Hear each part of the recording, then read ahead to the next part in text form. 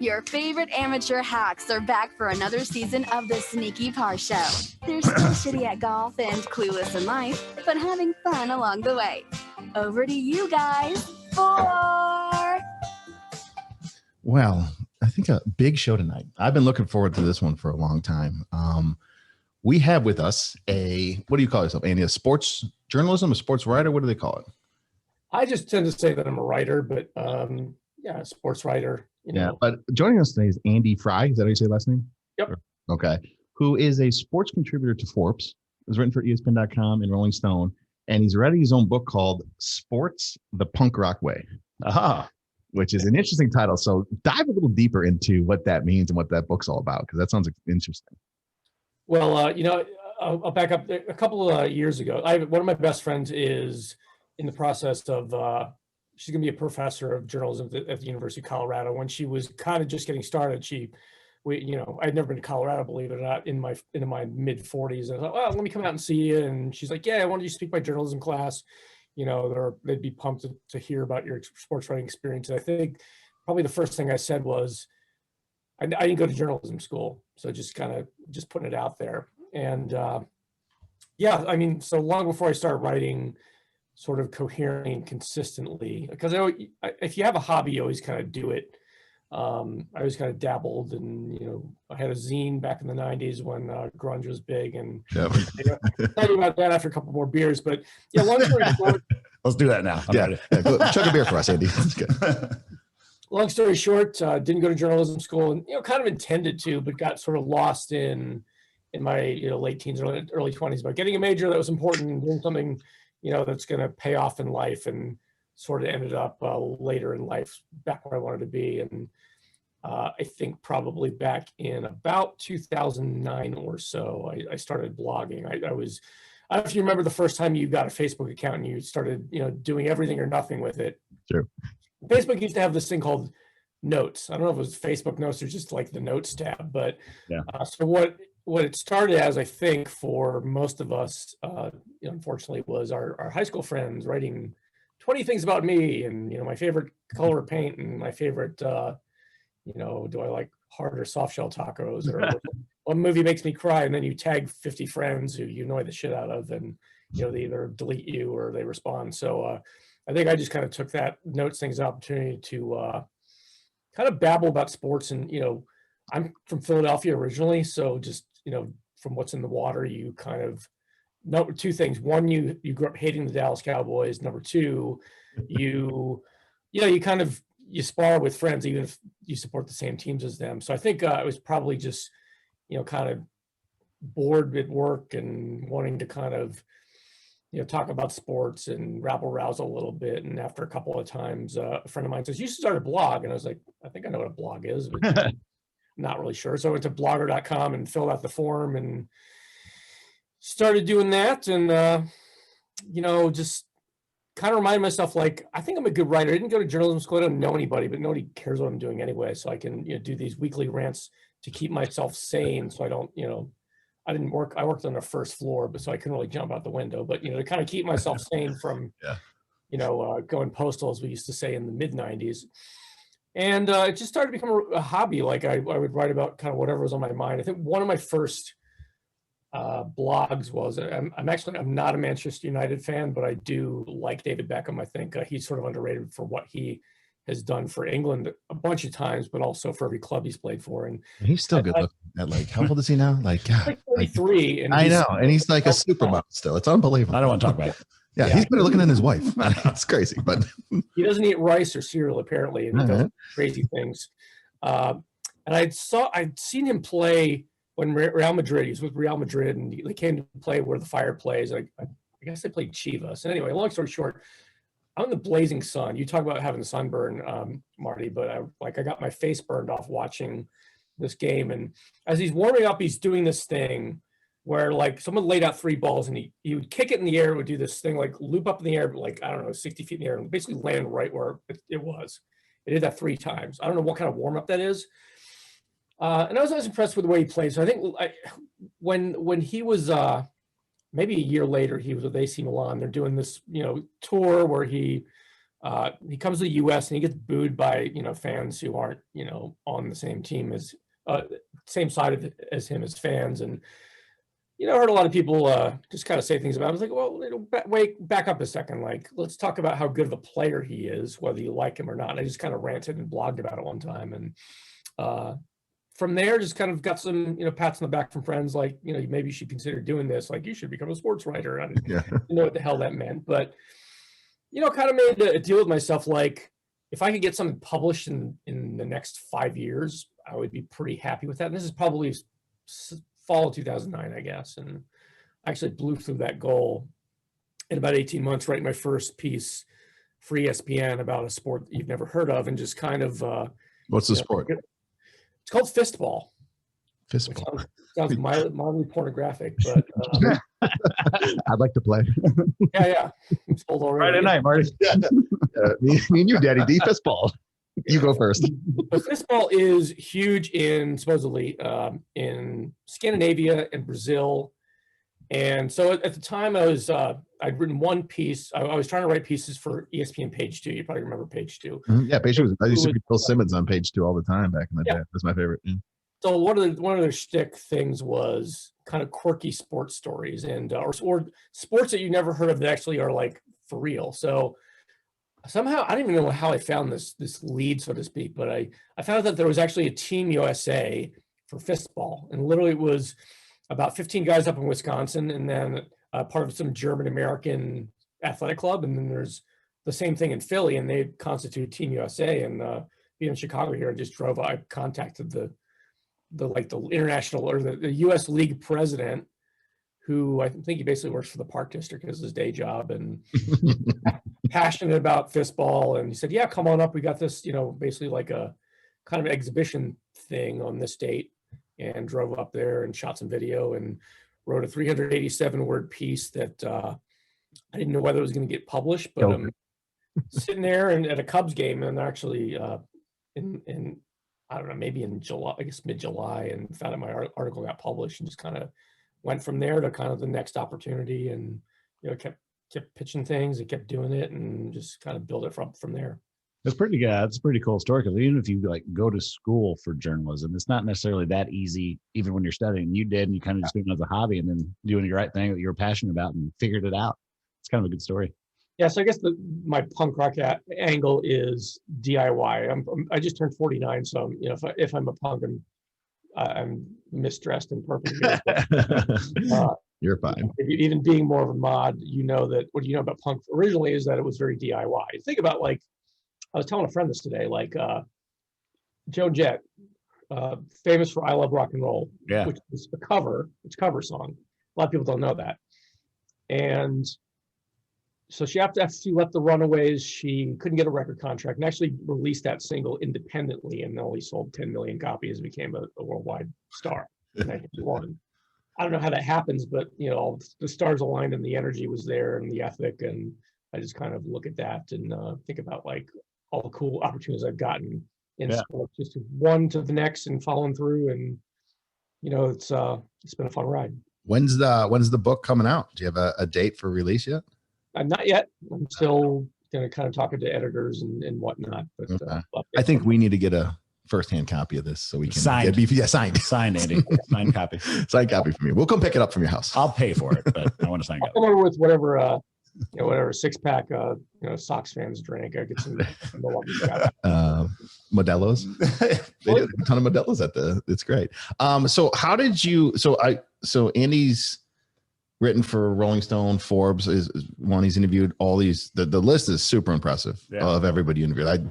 I thought it was going to be like 10 people, and I had to keep scrolling down my phone to see it all. So it's a phenomenal list. In terms of golf, what would you say? I know I saw the Greg Norman, I saw Patrick Cantley, I saw Brooks, I saw Faraday. Like, what would you say was your favorite, or what was kind of the most interesting, intriguing interview that you've ever done? And you can with say, a golf person, and you can say sneaky part too. Yeah, you can say being on the show. That's okay. We'll see how this goes. But well, who do you think? I mean, David Faraday. He's just, with him, it was so. It all started with some PR person was working on a campaign for Michelob Ultra. emailed me one day. She'd seen some of my stuff. She's like, well, you want to interview Brooks Koepka? He's doing this thing in New York. It was about a month and a half before the US Open, I think. Yeah, it was about a month after the Masters. And, so I didn't really know a lot about him. I didn't follow golf as much back then. My dad never played golf. I never played golf.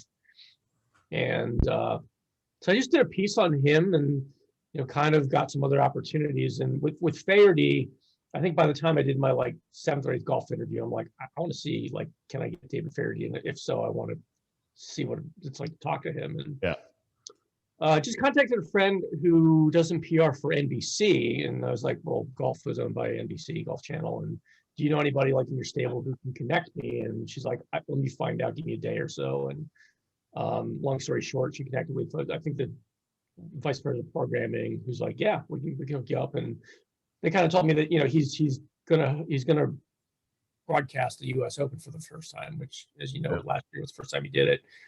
And he's like, give us your phone number, we'll set up a date. He'll call you. So he called my cell phone, which was kind of weird. Oh, nice. And you're well known though, right? So he knew who you were, seen the articles you wrote. I think he just reached out to him and said, come on Sneaky Party, he'd be like, go pound sand, you guys. I don't think so. I mean, I think it was just how I approached it, and maybe so kind of filter into some of the things I talk about in the book. But I was in sales and business for a while, and you kind of learn how to approach people and how to kind of follow through. And this one, I just kind of tapped somebody I thought might give me connection to a programming person, and then kind of had to just sort of plead my case to them. And it just so happened that it had come up that they wanted to kind of do a little promotion on, hey, David Faherty's doing the US Open for one. So can you talk to him about that? And, but he was super nice. He's really congenial and down to earth, and he'll treat you he'll be like, who are you, or what, what's going on here? Where are you from? He'll treat you like anybody. He's not talking down to you, like, all right, you got 10 minutes and that's it type of thing, which is nice. Not really. No, he was kind of talking about well, I'm doing the US Open, and I played it once, but it wasn't good memories because I think he said he double bogeyed and missed the cut because of a double bogey on the second to last hole or something like that. And if you go to Wikipedia, for example, usually on the right rail, you see all the stuff they've won, how many weeks at number one, whoever it is, and the majors. And I think his is just missed cut it, So he's super cool. He's probably the best one. He talked about 20 minutes, and he's just really, is very transparent and just down to earth. He's the kind of guy that, I know he doesn't drink anymore, but you want to have a beer with him, and pretty much all of them do. Yeah, I know you went and saw him up in Sheboygan. But yeah, I mean, I don't watch many golf talk shows, but his is one of the only shows that I'll actually watch, because he'll go from, Jack Nicklaus, and then he'll go Scott Van Pelt from ESPN. So he gets a whole range. It's not just golfers that are on the show. He actually I think he had a Bush on there or something back in the day too, and Clinton. So did you see last summer when he had Kenny G on? Yeah. Who? Kenny G, the sex book. Yeah. My mom loved him. Three of us, I suppose, probably wouldn't ever admit to listen to Kenny G if we did, which I don't. It's okay. Well, the only reason I know, my mom liked him, so I think I bought her a CD for Christmas one year. Kenny G. So and that was actually a really good episode. I liked. I didn't realize how good a golfer he is. Yeah. Oh, Kenny G. Oh yeah. Single digit. He'll beat us for sure. Yeah, we're trash.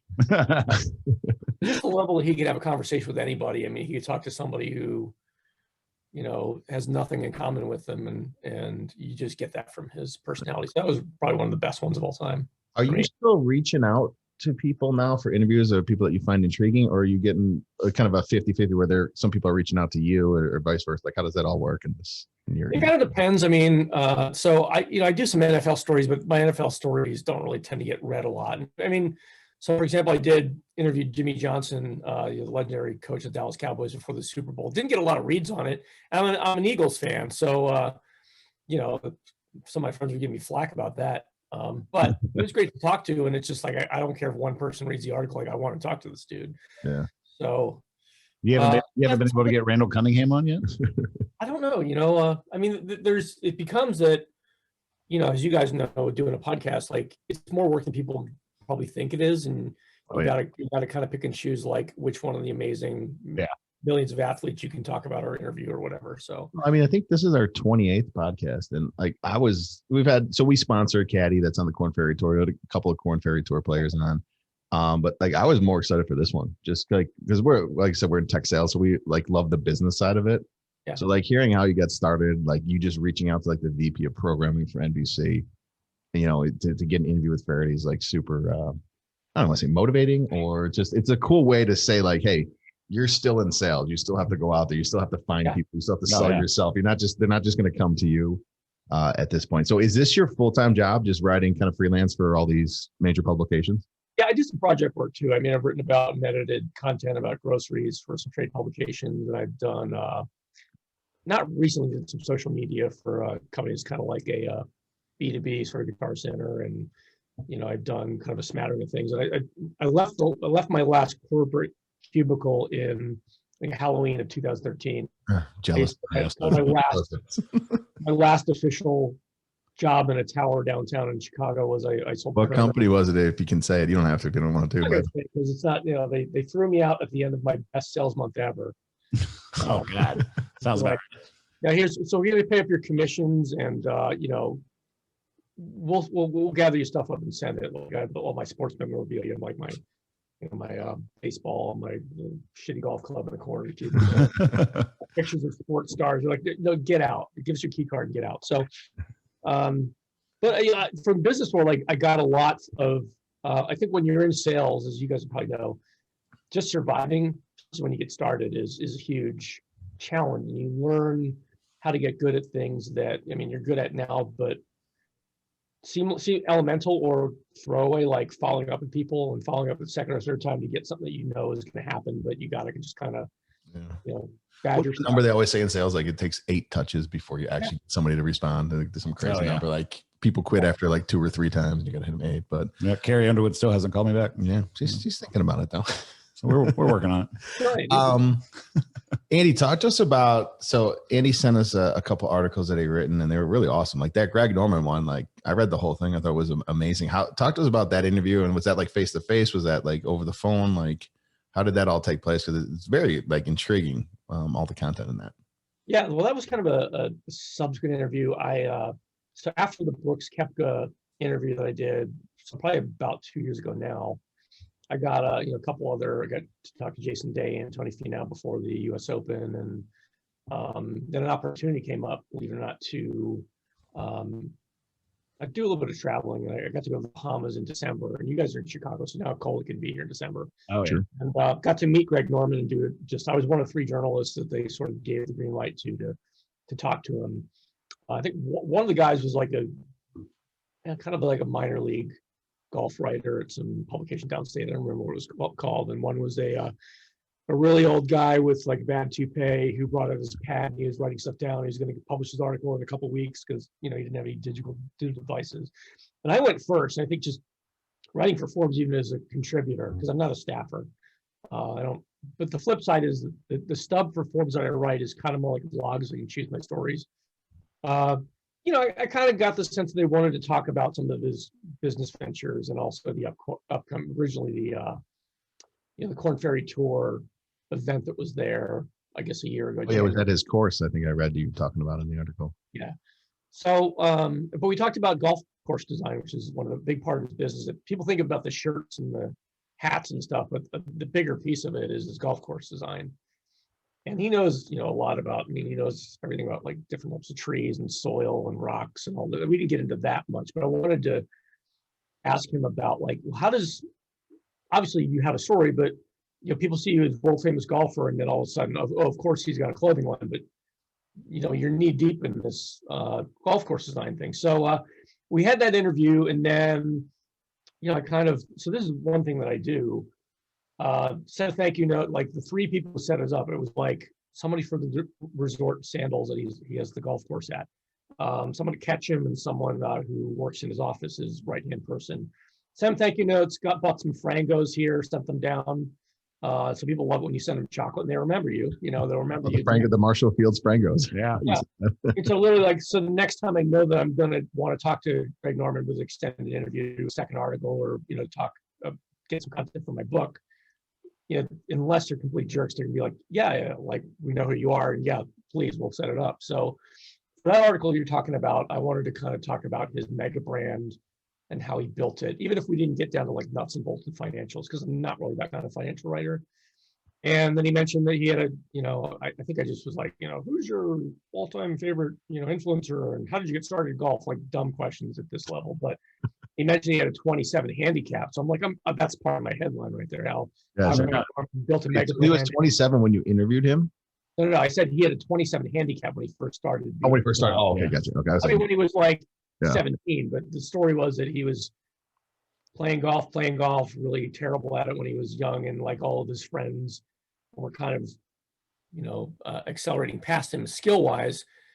And then he read, I think Jack Nicklaus's first book, 55 Ways to Play Golf or whatever it's called, and actually like studied down to like how to hold the club level stuff and, improved his. So I thought that was kind of a cool story, and it just sort of shows his drive and his, there's no luck about, what someone like that does. They sort of make a decision that they want to excel at something. If it takes a year or 5 years or 8 years, or, if you start with one product when you want to build a business and then you move on to the next thing. It's, he's a real businessman. I think he's more excited about being a business tycoon than being a golf person. If you talk to Greg Norman, because you just kind of read that. He has a lot of pride in that. So, that interview came literally from me, contacting his comms person, who I sent the box of chocolates to, like, hey, can I get a second interview with him? That's the salesman in you, Andy. That's what that is. He called. So he called early. Like he's up at like 4:45 in the morning just because he's that dude. Mm-hmm. Like I'm not even thinking about getting up, in that half of the day. Yeah. So he's got other stuff to do. He calls me and like, I have a story about my Tony Hawk interview, I'll tell you, but my dog does this thing where he's like, let's go for a walk right now. So Greg Norman calls while I'm walking my dog. And then like halfway back, it starts to rain. So I'm covered in, whatever's falling from the sky. And he just left me a message. He's like, oh, I'll try in 15 minutes or so. I felt really apologetic when he called back. I'm like, yeah, my dog made me go out for a walk. Sorry about that. And he's like, no, are you ready? And then I just kind of sat down and dried off and turned my recorder on. And we did an interview and just kind of talked off the cuff for, half an hour or so. So, yeah, no, that's great.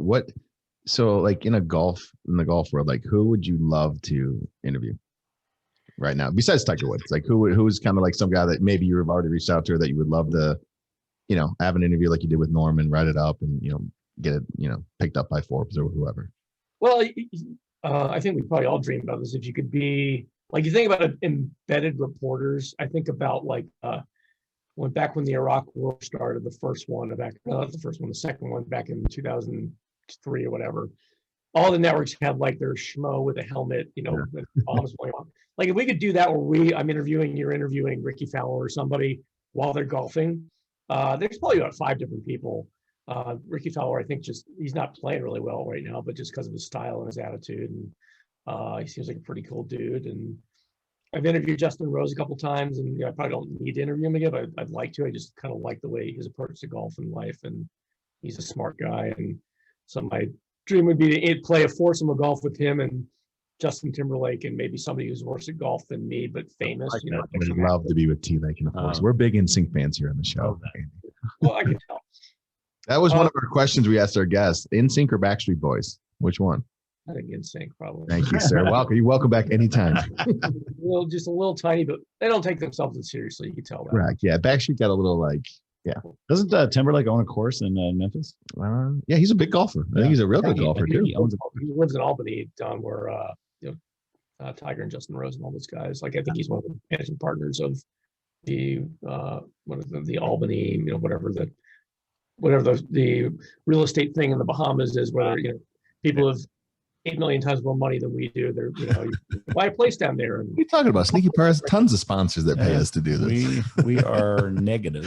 Yeah, we're losing money. That's what. So nice. So what's the next big project you got coming up? Obviously the book, but any other kind of big interviews you got scheduled? Any cool things going on in your world? It's funny. I got on my to-do list is to follow up with Faherty, because I'd like to talk to him maybe before one of the next majors, and he seemed pretty cool about contacting me again. And so this is not me bragging, but I do have his cell phone number, and he Like, you know, I texted him, thanks for the You can interview. text it to us too. He texted me the next day, and then, you know, within a couple of minutes, kind of making fun of politicians. And I just, I don't know, it's just like, I won't quote him on anything he said, but I was like, oh, this guy's like really laid back and cool. So like, I want to reach out to him again. Cal Ripken Jr., I've got something I want to kind of talk baseball with him, obviously. And, you know, he's, you know, it's weird. I mentioned him as one of the people I've interviewed to a friend of mine who's in his mid-20s, and he didn't know, maybe he's not a baseball guy, didn't know who Cal Ripken was. And I'm like, really? Oh my goodness. Yeah. Hall of Famer. So maybe we're all getting old now. I mean, you know, I don't, it's just kind of, I take the interviews month by month to month, and I do about 5 pieces a month for Forbes, and I'm kind of trying to collect all my greatest stories and put them into this book and sort of make it coherent and readable. So yeah, who knows? So, you know, I've interviewed probably a lot of my, you know, kind of wish list people and sports heroes. So I can't. But you're from Philly. I saw you interviewed Scottie Pippen. Oh yeah, which is kind of cool. What's your favorite cheesesteak? Because I know our listeners are going to wonder. Well, I'm vegan. It's not one of those two that everybody talks about. I can't say vegan cheesesteak because I don't eat cheesesteaks anymore. But, you know, originally, you know, if you're talking about like Pat's versus Geno's, I would probably say Pat's. And part of it is that the guy who owned Geno's, Joey Vento, God rest his soul, was just kind of known for being sort of a jerk. And I've heard some stories about him and how he treats people and treats customers, and especially customers who may not speak English as well as you and I. So I'm like, screw that, I'm going to Pat's. And you know, so I heard like those two are like everybody talks about, but I heard there's so many other better ones that are kind of like off you know, mainstream kind of path. Well, that's kind of like saying, like, where's your favorite taco place in Chicago? And it's not going to be Taco Bell? This anymore. It's not going to be Taco Bell. Hopefully, it's not going to be Pepe's or the Chevys out by Nice. you know, Woodfield and Shaw. You know, it could. There's so many places you could go. I could be Taco and Burrito number 47. Yeah. You know? Pick a number. Speaking of Pats, I'm from Indiana. I was a season ticket holder for the Colts. How was the Pat McAfee interview? Pat McAfee. Yeah, you know, he was pretty. Yeah, so you're talking about when I did the Cheetos thing? I don't know. I just saw the interview. Yeah, it was on the list. I remember. It was on the list. He was like a former kicker for the Colts or punter or something. No, he's a total goofball. Yeah, that's why I'd ask. I mean, he's hilarious. You could kind of tell that he was pushing the brand a little bit, because like you talk about being an OG Cheetos guy versus a Flamin' Cheetos guy. It was for the Cheeto Bowl, if I remember correctly. So I just kind of rolled with it, and it was like, I think I don't prepare that much, but I prepared a couple questions just because I kind of, from watching the interviews of him, he's kind of like me in that he could talk forever, and we needed to keep ourselves on course, or we, you know, would just be a trainer. So I think I just asked him about the role of, you know, special teams and you know, sort of who, you know, he was cool. I think it was just like I didn't come out and say, well, like, you're not an Andrew Luck type player, but we kind of went to that ground that like everybody's got a role. Yeah. And some people are not going to, you know, they're not going to have an autobiography out next spring. Yeah. They just, like, Chris Long was like that. Chris Long was kind of serious, and I wasn't allowed to ask him about politics. I wasn't going to, but he's kind of an intense dude, and he's retired now. But at the time he was doing his last year, he's talking about kind of helping out homeless people with this suit program that he does at Men's Warehouse.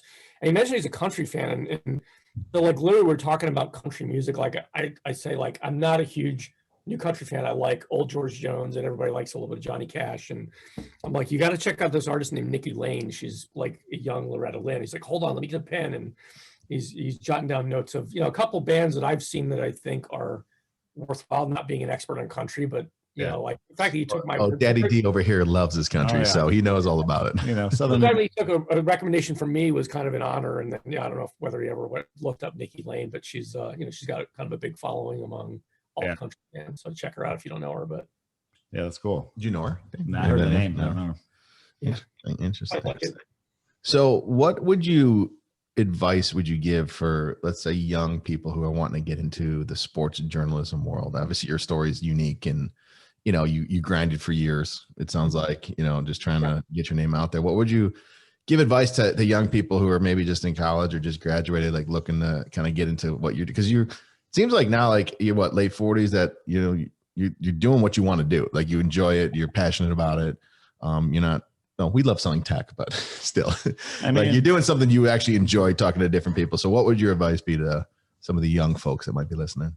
Well, I say just be open to everything and say yes to a lot of things. And I mean, to think about the fact that I wrote for ESPN, I mean, I kind of took this attitude, like if I could write about log tossing for ESPN, like you think about those weird sports dropping on at 3 a.m, you know, ESPN 8 the Ocho type stuff. You know, it didn't really matter to me that I was writing I mean, it was sort of my entree into it, but to write about a sport that nobody heard of and that had a World Cup coming on that year. And that was, you know, I would have written about probably it's not just about like, I want to be an ESPN, but I mean, there's certain legitimacy to you as a writer when you get to do an interview with somebody who's a big deal to you, or you get to publish a piece, even if it's just one piece in, you know, magazine, you like their approach. So I say yes to a lot of things. So I've been with other writers who like, well, I want to write about the NFL. I don't want to do high school football or college football. But I mean, there's not a direct line, but I did high school football for ESPN Chicago just for one fall, and, you know, sharpened my saw a little bit. It had nothing to do with directly being able to interview Deion Sanders in the last year, or I just interviewed Eric Dickerson about a month ago. Oh, nice. But you got to kind of, yeah. It's like playing Frogger. You just kind of hop to and No, that's great advice though. You got to say yes. I mean, you got to grind in the beginning. You can't just expect stuff to come to you and things like that. But like nowadays, like, are you getting like, is Forbes saying, hey, we want you to go do this? Or are you saying, hey, I have this article I wrote, Forbes, you should check this out or publish it? It was like that when I did with Rolling Stone. It was like I got connected with Rolling Stone. It was a time where I was kind of reaching my end at ESPN. Like they weren't pushing me out, but I was doing coverage on a sport called roller derby. Probably you know a little bit about roller derby, and I kind of interviewed all the top athletes and kind of come to you know, kind of the swan song of it.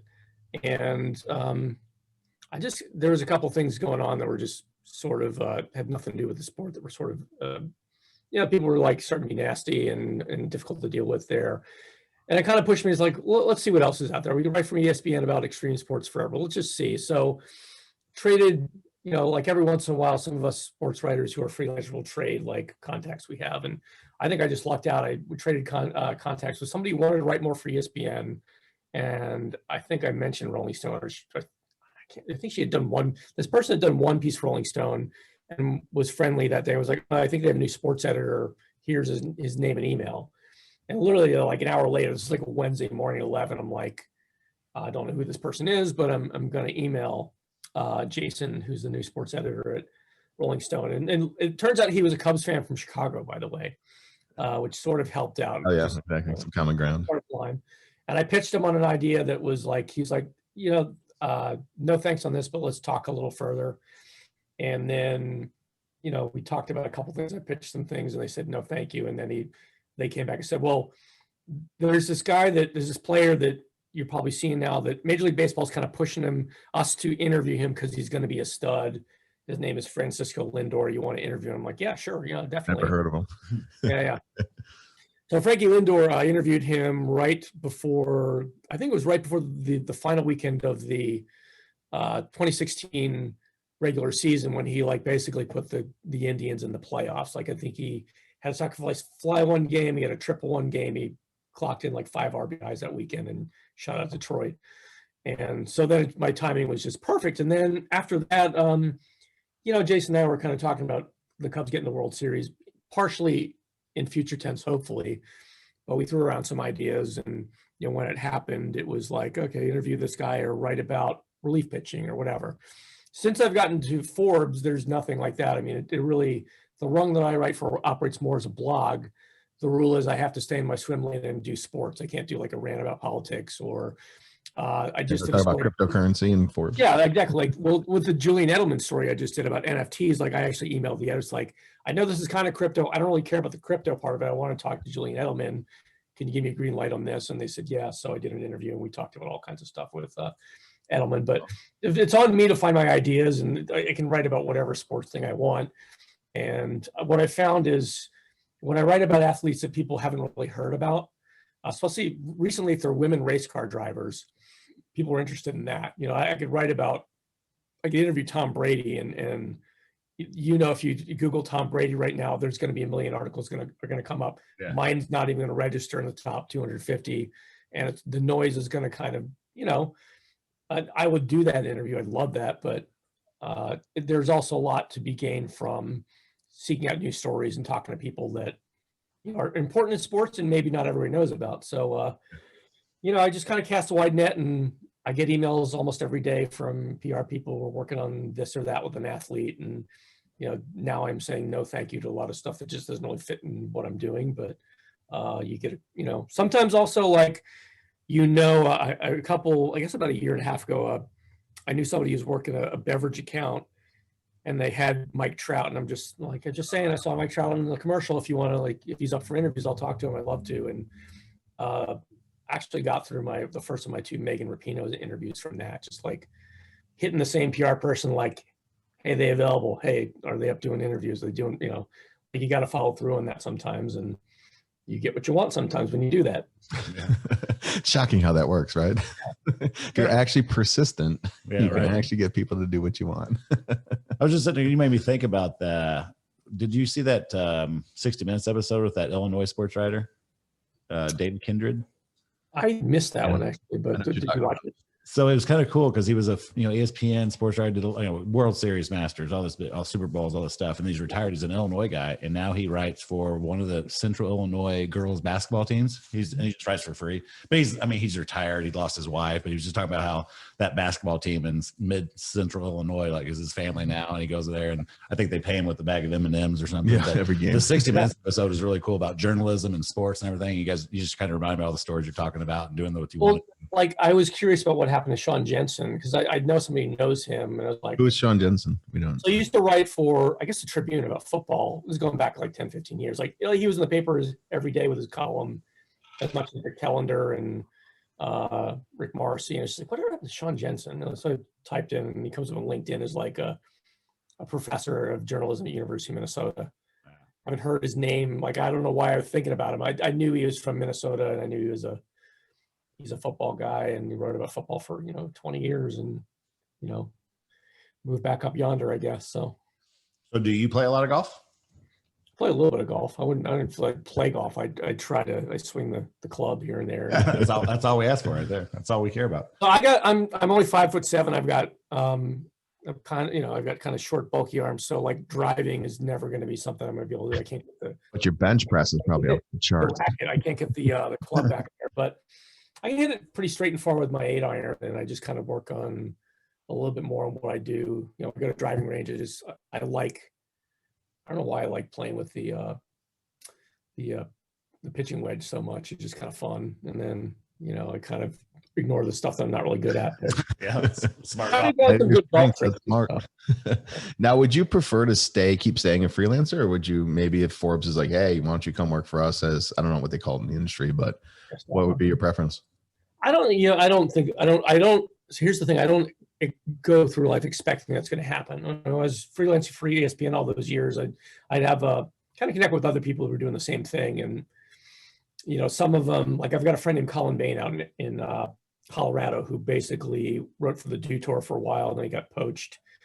And I think one of the last times I saw him, we met up in Colorado to talk at the university there. And he's like, I'm on a plane on Monday to Finland. I got to do research for a month for ESPN Research, and literally like video and stats for the next round of snowboarders who are going to be in the next Winter Olympics. That's his contract gig for 6 months or whatever.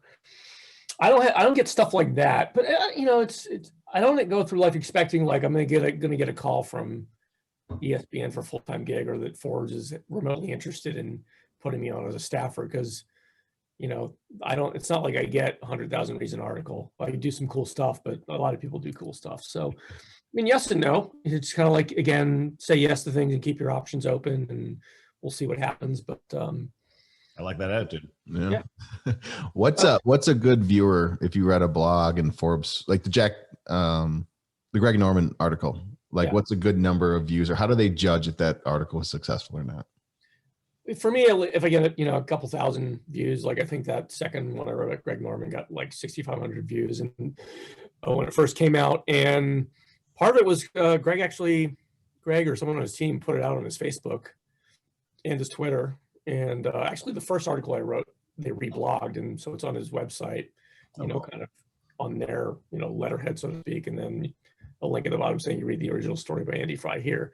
So that helps when people like Scottie Pippen retweeted the story that actually he didn't retweet it, he tweeted it himself. So that kind of stuff, when that happens, that's pretty cool. Yeah. But you start retweeting and tweeting and Instagram about this, Andy, get ready, get your phone ready, because you're going to get a lot of calls, buddy. It's going to be too much to handle. But then sometimes it's just like I got to interview one of my soccer heroes. I do follow the English Premier League, and the same person who roundabout connected me to David Faherty emailed me up one day. It's like, you want to talk to Alan Shearer? I'm like, yeah, I want to talk to Alan Shearer. Of course I do. And if you guys don't follow the Premier League, he's kind of like a Johnny Bench type figure, in a little bit younger, but I mean, he's just set records all over the place. And now he's a really great commentator. So he was commentating for basically like the broadcast on NBC, the Saturday morning broadcast that they do of the Premier League that you probably see commercials for. And I think I started out by telling Alan Shearer, there's a lot of, I used to be in sales, and there's a lot of times I blew off time in the office to go to a pub to watch you play. And he's like, thank you. And he really like that. So, and we kind of talked about sort of that ethic of soccer fans that, we're not a bunch of lazy jerks, but we will. I love how you spoke his language too and called it a pub. That's smart. Had a pint. Yeah. We'll duck out of the office at 2 to 6, but we'll show up earlier tomorrow, or go back in the office and work from 6 to 8 to do whatever we need to do to watch that important game. So, I don't know how many people read that article, but to me, that was a big deal. Like, I've loved the way he plays and loved him as an athlete for 20 years now. And that was a big deal. So it's all, I think some of it's the work you do. And then occasionally, like, I wrote an article that I didn't think anybody would care about. My last article of 2020 about Samantha Tan, who races in the Pirelli series. Basically, she owns a small team. She races. And I mean, I kind of knew this might happen, but she's very pretty. So I put a picture of her in her fire suit on, kind of standing with a helmet in front of her car. I'm sure that probably at least half of the readers. Hot girl privilege on the show. Yeah, said, wow, she's hot. I'm going to click on that. But I mean, I focus on her as a sports person. And I'm sure she's probably a phenomenal racer. I don't mean that that way, but yeah. No, I mean, like, we're very supportive of women's sports. Like, we want to get some like LPGA golfers, and like they were talking, I don't know if you saw this, but we talked about the LPGA and the PGA kind of doing a combined event with the men and the women, like a team of like, let's just say like Annika Sorensen and Tiger versus DJ and one of those Corda sisters. Like, I think it'd be great, but I think you have a lot of these old timers in golf that are like, no, we shouldn't do this, like kind of crusty. But it's going to happen at some point here, sooner or later. So Annika just announced today, I talked to her about this a year ago, that it was postponed last year because of COVID, but I think it's called the Sweden Open. So they're going to do a co-ed, just regular, just a regular golf tournament, and they're going to have a ton of players, and whoever makes the cut after the second day goes on to the final 2 days, and the trophy could be raised by a man or a woman. So it's a co-ed. I'm not sure if co-ed's the term you use. Yeah, you got to be careful in 2021 and what you say. Yeah, so she's basically, it's her and Henrik Stenson, their deal to promote this, and literally the announcement just came out, I think, the last couple hours that the Sweden Open is on. So you'll hear more about that. So. Yeah, I saw Annika on your list too, of people that you've talked to, which is awesome. What now? Do you get invited to like something like you were talking about Faraday and he's going to announce the U.S. Open, or did? Do you get invited to these events? Like, hey, come out there, like hang out with us, or walk the ropes, or how does that all work? Yeah, I got to the Bahamas twice for 2 different golf related things. I got invited to the Waste Management Open out in Phoenix last year before everything shut down. And I just, couldn't make that trip. And I got to go to API last year. And that was, the last, obviously the last thing before COVID shut the world down. But, I've got, it's weird because hardcore golf friends of mine are like, hey, if you ever get to, go to the Masters and you get a +1, take me along. I'm like, I don't expect that invitation to happen. But you want to play mini golf in the meantime, great. Yeah, I gotcha. So, sometimes cool opportunities come up, and, sometimes so a little side story back. One of the things that I used to do for ESPN for Page 2 when they were doing this was I had kind of a shtick where I would interview aging rock stars about their sports anchorings. I got to interview Billy from Smashing Pumpkins a couple times and Noel Gallagher from Oasis. And so I had decided at one point I wanted to, Dave Grohl had a movie that came out probably about 10 years ago now. I think it's just basically kind of like a Muscle Shoals type thing. I can't remember the name of the movie, but I contacted his PR person. Long story short, I was like, hey, can I interview Dave Grohl just on the phone, whatever. Went back and forth. The PR person was kind of an airhead. And then she kind of, I kind of almost forgot about it. And she emailed me back by after the third time I tried to follow up. And she's like, oh yeah, I can get, you want to meet Dave Grohl next week? And I'm like, okay. She's like, and I was like, well, how do you mean? This is literally how we're saying in an email. And she's like, you're gonna be at Sundance next week, right? Like, you mean Sundance, like the film fest where like in Colorado? And she's like, yeah, he's showing his film there. I'm like, well, no, I have a day job. I gotta go to that, unfortunately. So I guess, can you get him on the phone? No, he's only doing in person for this thing. I'm like, okay, thanks anyway. But yeah, I appreciate it. yeah, it was a cool thought. I was kind of bragging to my kid this morning when he had his Foo Fighters hoodie, and I was like, yeah, I almost. I was this close. This close via email, but sometimes you get those things. It's like. Now, for the most part, when you're like reaching out to these people and they agree to do interviews, like they don't, like you don't charge you, like they just do it for the publicity of it, correct? Yeah. Okay. Yeah, sometimes I got starting to get some free stuff. I mean, not very much, but I got like Justin Rose has got his new line of golf clothing for bonobos. So I got an email that are like, what pant size? We'll send you some pants. That's cool. I was like, okay. They don't look too bad on me and they fit. So I was like, it's all starting to come together for you. It wasn't connected to an interview. Like I haven't interviewed him in a year now, or like at least 8 months or so. And they're like, yeah, well, he's got the new line. It's kind of like, we'll send you this if you like it. If you want to write about it, great. Or it's not. It's like give you that wink. Like if you want to write about it, yeah, please do. Did you write about it? No, I didn't. And so we all know social influencers, and I don't know if you guys are going to start rubbing elbows with them. And at golf events, you tend to bump into them, and you'll get the person who's like, "Hey, I love my new Ricky Fowler, hat that I got," or "Love my Cobra golf club snips," taking pictures of themselves and with their selfie, however you do a selfie. I don't do that. I think if some people do it, that's cool. If I did Daddy, that. he's the master. Well, this is Peter Millar, so I'm here sponsored by that. Yeah. Hey, Pete, if you want to send us some free gear, we'll take it. And I paid for it, unfortunately. Probably still paying it all. Overpriced.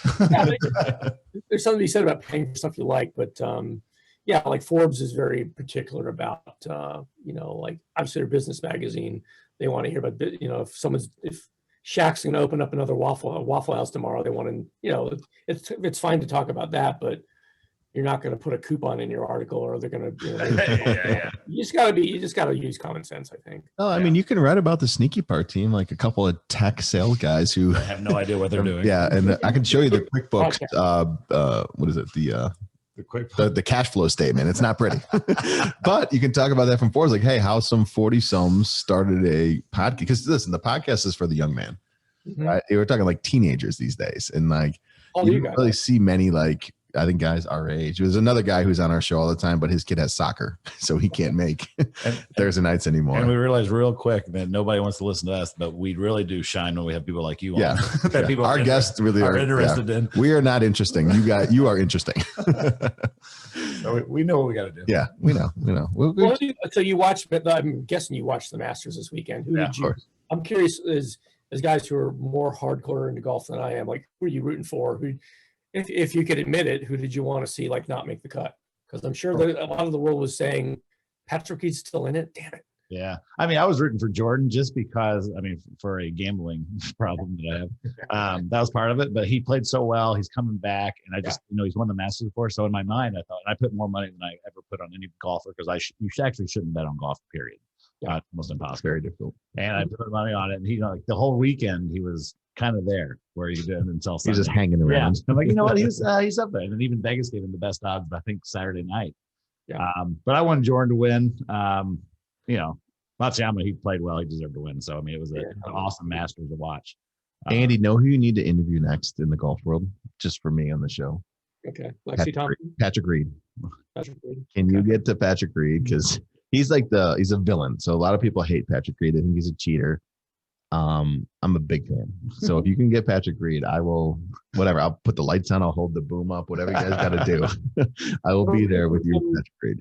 To like, you guys watch Hot Ones on YouTube where they eat the chicken wings and they get hotter and hotter? Oh, yeah. So I would think that Patrick, there's got to be some golfers going to do it, but I think Patrick Reed would be perfect for that. That'd be a good one. Oh, he'd be amazing. Because you can't really cheat the hot sauce. I mean, I don't know if how many Andy, cheat the hot sauce. Get out of here. I'm surprised at how many guys my age, white guys, don't like spicy food, because I just love spicy food. I like it. My body doesn't. My bald head starts coming down. My eyes water, but I do like it. I enjoy it. You start getting a little sweaty over there. Good one. Not one yet, but I think that would be great. A great start for them. Didn't Stand That Live just do a skit with like a fake Beyonce doing the hot wing challenge? Yeah. It was a couple weeks ago. It's pretty funny. Yeah. So Eddie, what's next for you? I know we talked about kind of big projects. So you got the book coming out. What's like, let's say in the next month or so, what do you got coming out? I've got, so I need to get kind of back to my podcast. I've got a podcast just called Andy Frye Sports Podcast. Oh, nice. Oh, yes. You can promote it here. Tell us about that. Yeah. Literally, it's just sort of a brush up and repost of some of the sports interviews I've done. So I've got Edelman coming out, and Lindsay Brewer, who's a race car driver that I interviewed about 2 months ago, and she's she's kind of an up-and-comer in the Indy series. Yeah. Looking at my board here, I bought like a whiteboard to write my stuff down. Interviewed a gamer this week called Nate Shot. If you don't know him, it's your kids, your kids or your nephews definitely do. He's a world famous gamer. And I got. Let me check with my kids. What's that? You said our kids, like we don't have kids. I think video games back. Me and Daddy D are single, Andy. So that's. I think we were fixed by our parents at a young age. Yeah, we blame them. So so you gamers, your nephew, if you have any nephews or kids in the neighborhood who are throwing rocks at your house, they would know who Nate Shot is. But I want to go back and I did some short interviews with like Pippen last year, and Anthony Davis and Shaq, and if I kind of pulled together, I kind of want to do like a Basketball Legends podcast version, a little more NPR style, like talk to Shaq and here's what he said about this, and but it takes time to do that when you're writing 5 articles and you're trying to pump a book out. So that's kind of on my short list of just cool shit to do, and nothing monumental necessarily, but just try to keep trucking and enjoying it. So awesome. Yeah, that's sounds like you're busy. Yeah, I don't know how you manage your things going on. Okay. Are you doing a lot of, I guess in the sales world we used to call it prospecting? So are you like on a daily basis? Are you 50% writing, 50% reaching out trying to get new people, or how do you balance those two together? Yeah, I probably spend about 3 days a week really like getting a big giant cup of coffee and rooting down and sitting at the desk for a couple hours, and get up to walk the dog in the middle of it a couple times, depending on what he wants to do. And then like today, I didn't actually do any writing, and just kind of going through my checklist of people I need to follow up with. And I got some interviews. I'm actually talking to Evan Holyfield next week, who is Evander Holyfield's son. Oh, that's cool. He's an up-and-coming boxer. So of course, his thing is kind of like trying to separate himself and make his own name as separate from his father. Then his father goes and announces this week that he's coming back to the ring. So Stupid. But. Sorry, son, you're out. Maybe need to do a father-son fight or something like that. I don't know, but. So I think we'll do last question here. Who is the dream of dreams for you to interview? Any sport, any person? Like, who is the one person you've always wanted to have on, or that's your like number one? So the ones I've not already interviewed, there's a couple. Obviously Michael Jordan would be great. Oh yeah. Even he's not the kind of person that you get on the phone for 15 or 20 minutes, because he doesn't really need to do any sort of like business related campaigns. And unless someday when they maybe they open the Michael Jordan Museum, I'll have something to say about it. That would be one. David Beckham would be interesting, and I've emailed. He does a kind of an awareness campaign for the UN. I think it's like the UN. Maybe it's like fighting hunger or something. So I email them once a quarter, like subject line interview with David Beckham. Hey, remember me? About your initiative that the UN is putting on, like whatever he wants to talk about, to get him on the phone, and then we talk soccer. LeBron would be good, but I think he's what is he, 38? He's as busy as any 120-year-old trying to win his first championship. So there's a couple, and I don't know, maybe there might be a race car. I actually Danica Patrick, not that she was a great driver, but I think she'd be interesting to interview, and I kind of want to see what she would be like. You might be going to the IndyCar series in May in Indy. I mentioned it. I've been there a couple of times months ago. There you go. You could work some interviews for Andy. Yeah. What was you said you were talking a lot about music and stuff. What was your very first concert? Do you remember? So, very first concert, I probably would have been in 8th grade. Huey Lewis and the News in Philadelphia at the Spectrum with my mom and my brother. Yeah. And looking back, that's as pop goes, and it's actually really good stuff. I mean, it got made fun of for it at the time, but by Led Zeppelin and friends and whatnot. But it was great. It was, as you would picture a Huey Lewis concert in the mid '80s. There was some couple in front of us fighting that I think broke up and got back together but by the time the encore came around, and I think I bumped into one of my high school friends when I was with my mom, so it was perfectly embarrassing. Age 15. Well, it was a great show, and that's my first one that I ever went to, I think. Our parents had to drop us off. Mine was MC Hammer, too legit to quit. Yeah. We had the cassette. Yeah, I wanted everybody at Sneaky Part to know that. It was a big one. Well, you want to be really jealous, both you guys? Yes. Of my first concert? Yes. I think it was in Nirvana at the Aragon Ballroom in 1993. That's a good one. Wait, you said the Aragon? Yeah, Nirvana at the Aragon Ballroom when In Utero just came out. It was the greatest show I've ever seen. Awesome. That is a good one. Sports journalism. Did you see the stage? Like, were you a little kid then, or were you 93? 93. I was a sophomore in high school. What was yours? Wait, what was that? 93 is the year I was born. Oh, Aragon Ballroom is where I live. Aragon. Either one. Yeah. Same thing. It's like right by my place. There you go. Now we know. And what was your first concert? My first concert was Justin Timberlake, Christina Aguilera. Yes. It was great. It was really great, actually. Nice. So, all right. Well, I think we'll cut it there. Andy, fucking great stuff, buddy. We appreciate it, man. That's fucking great. I mean, like I said, I was super intrigued about how the whole, a different industry works and how you're getting your articles published. So that was awesome, dude. We really appreciate you coming on, dude. That's great stuff. We'll be looking for your podcast. Is it on Apple and Spotify so we can follow you and listen to it? Just those two spots. It's just called Andy Frye Sportscast or Sports Podcast, and it's a little behind this month, but more material to come. No, your point was exactly right when you said podcasts are more work than they are. Like we have full-time jobs. You obviously have a full-time job, and trying to get together every Thursday. During COVID, it was easy because there's nothing to do. But now that summer's coming and people are golfing, there's festivals, everybody's out and about. It's getting a little little thinner here at the Sneaky Part. COVID lockdown was plenty of time. Easy time to talk. We talked for hours during COVID lockdown, but we appreciate it, man. That was awesome. It's great stuff. Let's play golf soon. Let's grab a beer soon. Let's hang out. Absolutely. You're local. You're not far from us at all. Nope. Yeah, thanks a lot. Then maybe you can write an article about the Sneaky Par clowns. How a couple of 40-somes turned. It wouldn't take 387 words. Yeah, it'd probably take a couple, 2 lines, and people are like. Last question for me. So, does anybody do a podcast called Drunk Golfing? There's drunk history. There's got to be a live drunk podcast where people get the course and. That's a great idea. It's a phenomenal idea. I just don't think a lot of golf courses would appreciate it. Oh, yeah. Like we're checked in at the Harborside. Yeah. What are you guys doing? We're setting up our podcast. What the fuck do you think we're doing? Well, yeah, we were supposed to do one last week, but the White Sox home opener got in my way. Daddy D was probably at a steakhouse somewhere. So it gets harder and harder. So you're right. It's people think just getting on here and talking for an hour is simple, but it's a lot of behind the scenes shit going on. Mm-hmm. So, but all right, bud. Well, we appreciate it. Have a great weekend. You got the RBC Heritage in Myrtle Beach. Yeah, Hilton Head this weekend, and we'll talk to you guys next week. Yeah, thanks. Sounds good. All right, thanks, bud. man. Appreciate it. Andy. Have a good one, buddy.